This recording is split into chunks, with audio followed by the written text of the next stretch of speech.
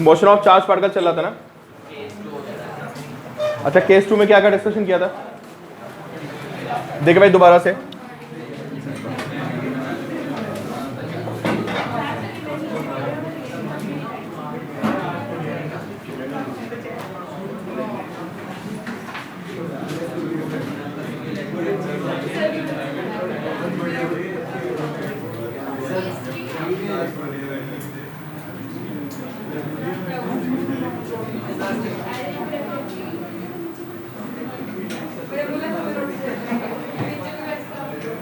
देखिए भाई एक बार सारे बच्चे दोबारा, इसका मास कितना था, मास m, स्पीड u,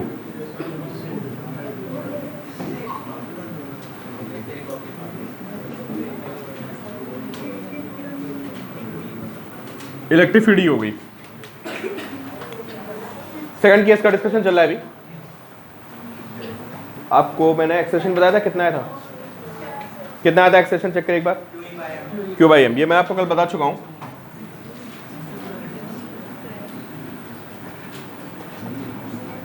वेलोसिटी में आपको क्या बताया था मैंने, क्यों भाई वेलोसिटी में क्या बताया था मैंने आपको,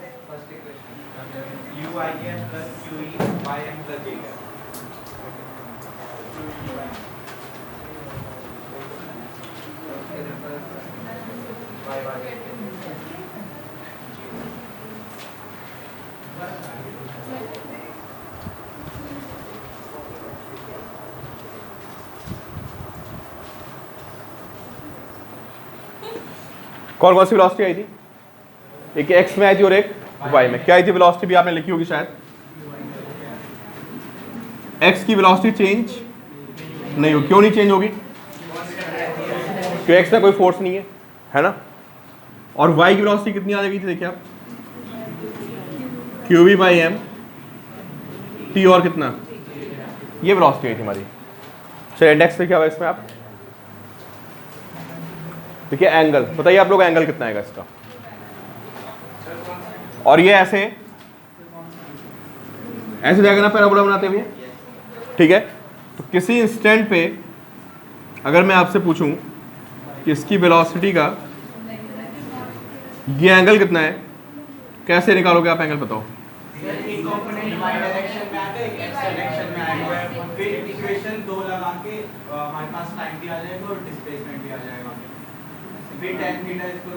एक्स में कितना आएगा, वी एक्स है ना, सही बोला वो, बिल्कुल सुन लिया मैंने।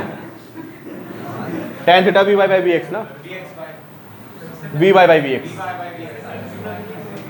चलिए लिखिए आप भाई, आपको x में वेलोसिटी पता है, आपको y में वेलोसिटी पता है, ठीक है। tan थीटा कितना होगा बताइए आप, tan थीटा हो जाएगा v y by v x, कितना आएगा बताओ।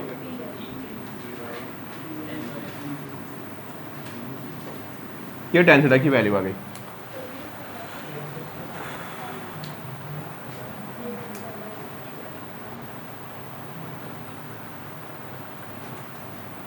आई बात समझ में, फिर लिखा आप इक्वेशन ऑफ ट्रेजेक्ट्री या equation of path.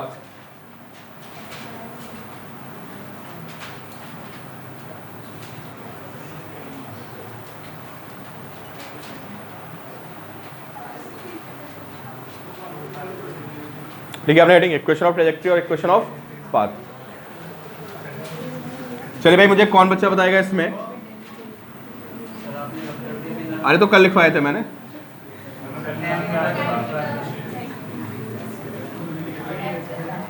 tan theta v y by v x है ना। अच्छा इसका कोऑर्डिनेट हो गया एक्स कोमा वाई,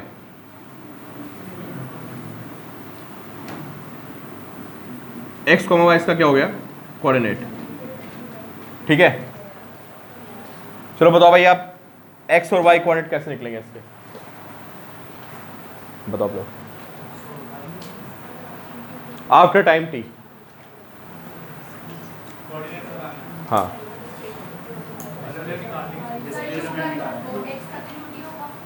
एक्स का तो यूटी होगा, वाई का सेकंड इक्वेशन से। भाई एक्स में वेलोसिटी चेंज नहीं करेगी ना, एक्स में कितनी वेलोसिटी है आपकी, यू वेलोसिटी है, क्या चेंज करेगी, नहीं चेंज करेगी। क्यों नहीं चेंज करेगी, अरे भाई एक्स में कोई फोर्स नहीं है ना, तो एक्स की वेलोसिटी क्या रहेगी आपकी, कांस्टेंट रहेगी। तो टी टाइम में आपको एक्स में कितना भाग आगे ले जाएगा वो, यू टी, तो लिखिए एक्स इज यू टी। अरे सबको समझ में आ रहा है, प्रोजेक्टाइल का कॉन्सेप्ट हो गया ना भाई। आकाश क्लियर है पॉइंट, एक्स की वेलोसिटी यू है ना, टाइम कितना है टी, तो टी टाइम में कितना चलेगा वो यू टी, तो एक्स इज यू टी हो गया। लिखिए आप x is equal to u t, ठीक। अच्छा वाई में कितना चलेगा, u t plus half a t square, क्योंकि वाई में क्या है, अरे वाई में एक्सेलरेटेड मोशन है ना भाई, वाई में एक्सेलेरेशन आ रहा है ना, कहाँ ऊपर की तरफ, तो एक्सेलरेटेड मोशन में डिस्प्लेसमेंट कैसे निकालते हो आप, you t plus half a t square. अब यू कितना हो गया बताओ, 0 हो गया। तो आप मुझे बताइए y की वैल्यू कितनी आएगी, यू टी, यू 0 हो गया ना भाई, y में तो यू 0 हो गया ना, plus half q v by m. सबको समझ में आ रहा है ना कि शुरुआत में जो वेलोसिटी दी है आपने वो किधर दी है, आपने एक्स एक्सिस पे आपने उसको फेंका है, इसलिए y की वेलोसिटी कितनी हो गई, 0। दिमाग क्लियर। तो इसको वेक्टर फॉर्म में क्या लिखेंगे, कोई मुझे बताएगा, इस डिस्प्लेसमेंट को वेक्टर फॉर्म में क्या लिखेंगे, u t i cap plus half m t square कितना जी, ये हमारा डिस्प्लेसमेंट आ गया, ठीक है।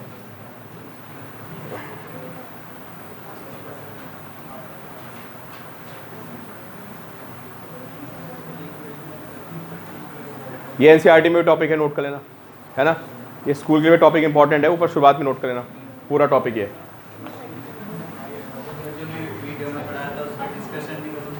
हाँ हाँ आज कराऊंगा अभी, देख ली। चलो भाई अब बताओ इसमें इसकी इक्वेशन कैसे निकलेगी,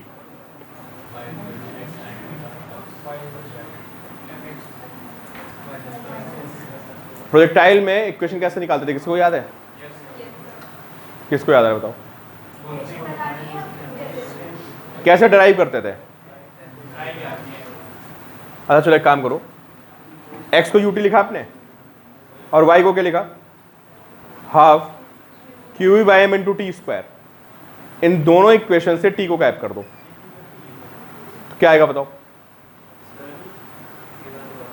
अरे x की वैल्यू कितनी है ut और y की वैल्यू कितनी है, half q v by m into t square है, और मैं आपसे पूछ रहा हूं कि x y में क्या रिलेशन होगी, तो बताओ।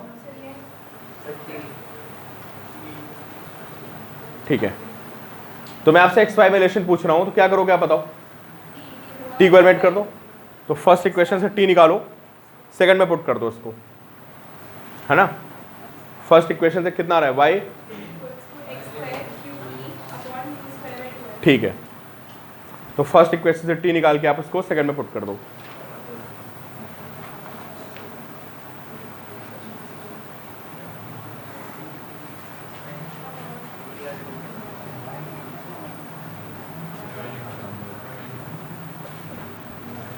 कितना आ गया भाई बताइए,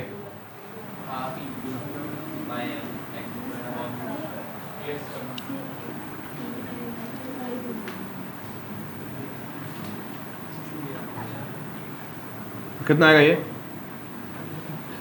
x square upon you square.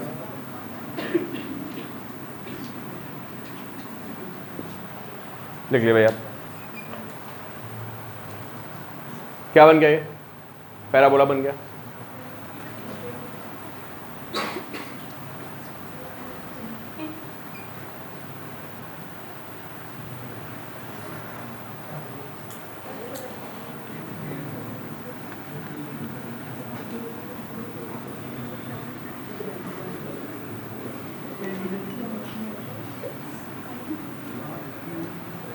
तुम लोग अल्फा पार्टिकल जानते हो क्या होता है, अल्फा पार्टिकल जानते हो क्या होता है, क्या होता है, कितना मास होता है, कितना चार्ज होता है? भाई सारे बच्चे बताएं, अल्फा पार्टिकल पे अल्फा पार्टिकल क्या होता है, उसका कितना मास होता है, उसका कितना चार्ज होता है? मास कितना? 4m और चार्ज +2e। नोट करो भाई, अगर आपको अल्फा पार्टिकल नहीं पता किसी बच्चे को,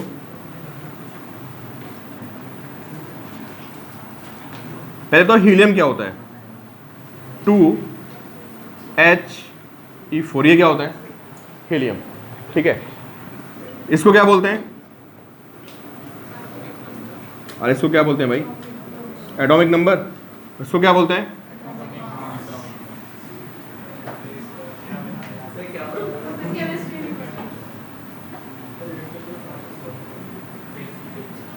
कितने प्रोटॉन्स हो गए?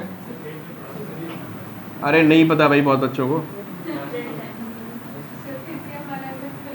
2 इलेक्ट्रॉन को बाहर फेंक दिया तो क्या बन गया?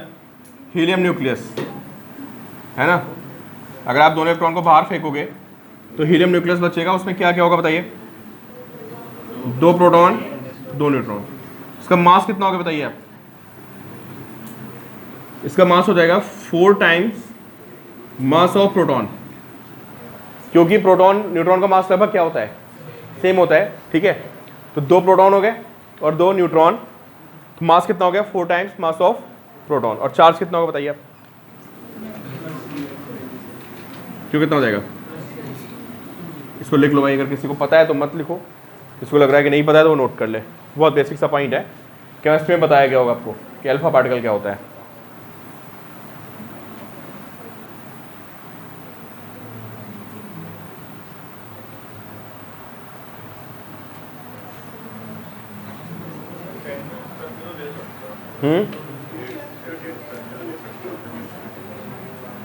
क्या? केमिस्ट्री नहीं आती मुझे यार।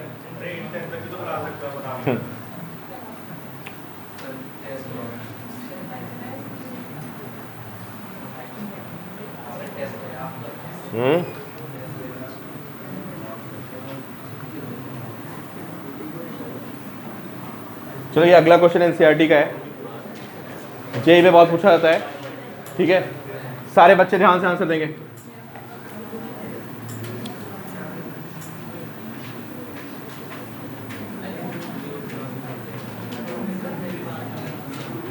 देखिए भाई, कौन बच्चा मुझे सही सही आंसर देता है? अच्छा प्लीज बातें नहीं, क्वेश्चन नोट करिए।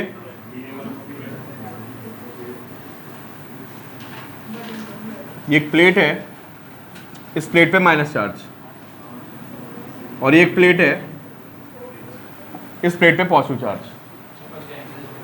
नहीं नहीं, दूर दूर रखी हुई है। ठीक है, तो इलेक्ट्रिक फील्ड कहां से कहां होती है? पॉजिटिव से नेगेटिव की तरफ। तो ऊपर इलेक्ट्रिक फील्ड होगी ऐसे,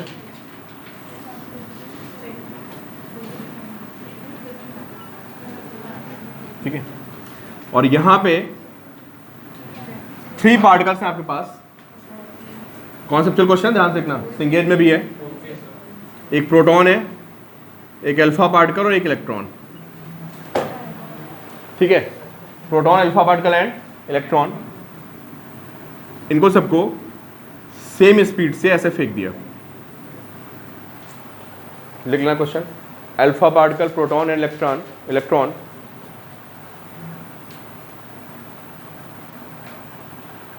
alpha particle, proton and electron are projected perpendicular to electric field. Alpha particle, proton and electron are projected perpendicular to electric field.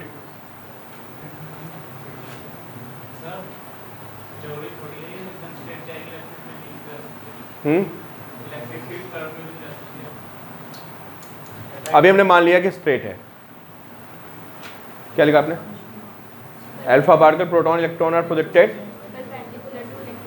From the same point with the same speed, from same point with same speed.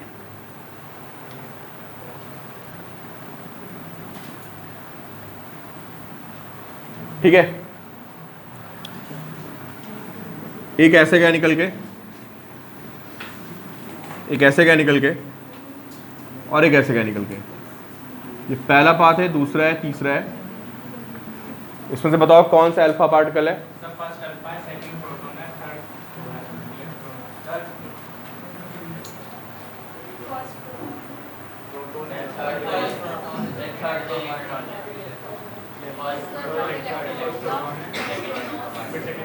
भाई आपको explain करना है, चलो मैं question change कर रहा हूँ।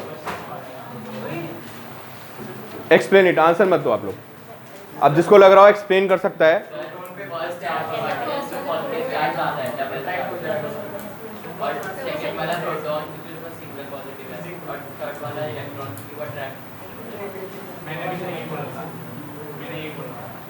पहला वाला कौन सा है? अल्फा। क्यों?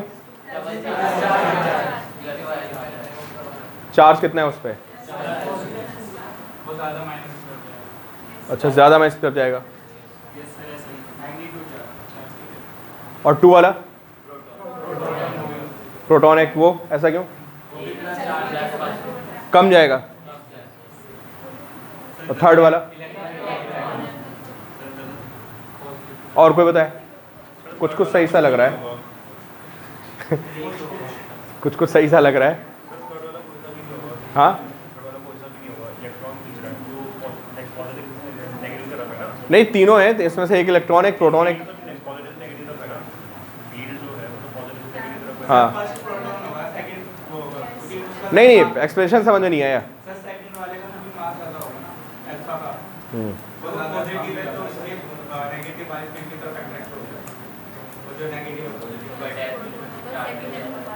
गौरी बताओ। यार देखो, एक रीजन तो आपने बिल्कुल सही दिया। आप सारे बोल रहे हो कि 1 वाले पे क्या है? चार्ज ज्यादा है। सही है, चार्ज ज्यादा तो क्या होगा? वो ज्यादा अट्रैक्ट होगा। अब एक चीज मिस कर गए आप, मास के बारे में सोचो।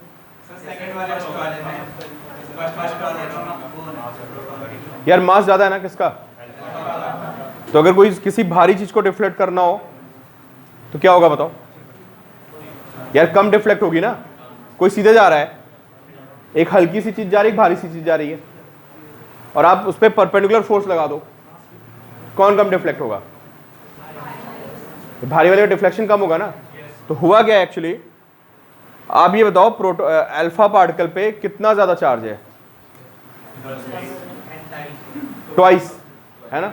क्योंकि अल्फा पार्टिकल पे कितना चार्ज है? अल्फा पार्टिकल पे चार्ज वो कितना है? +2e। और प्रोटॉन पे कितना है बताइए? +e। तो इस तरह से देखा जाए तो इस पे ज्यादा फोर्स आ रहा है, किस पे? अल्फा पार्टिकल पे। लेकिन अल्फा पार्टिकल का मास कितना है? अभी आपको लिखा है कि अल्फा पार्टिकल में 2 प्रोटॉन होते हैं, 2, उनका मास ऑलमोस्ट सेम होता है। तो लिख सकते हो क्या? 4 टाइम्स मास ऑफ क्या? प्रोटॉन। और यहाँ पे कितना है बताओ? इस तरह से देखा जाए तो 2 वाला कौन सा होगा? Alpha particle.